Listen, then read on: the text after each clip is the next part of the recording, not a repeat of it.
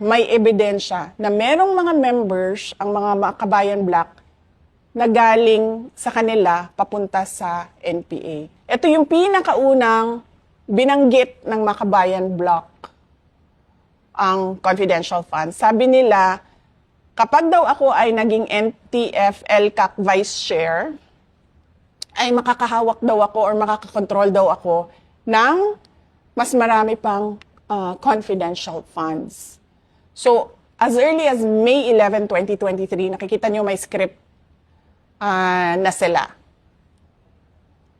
Bakit ba ayaw ako ng Makabayan?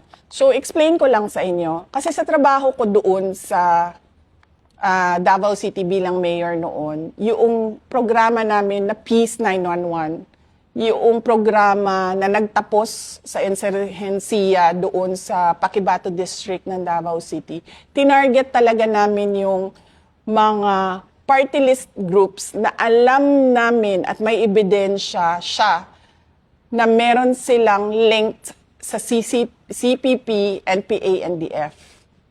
At ito yung Makabayan Bloc. Sasabihin man nilang red tagging yan, hindi totoo. May ebidensya na merong mga members, ang mga Makabayan Bloc, na galing sa kanila papunta sa NPA. Minsan nga, marami ang nagsasabi, yung mga dating rebelde, na-recruit sila galing doon sa Makabayan Bloc ng mga party list groups. So sumunod nun ay August 8, 2023. Sinabi na ni Franz Castro, sabi niya, OVP's 500 million in confidential funds should be realigned to PCG. So nung sinabi niya yon, napaisip ako, sabi ko, ang Makabayan Bloc, friendly sila sa administration.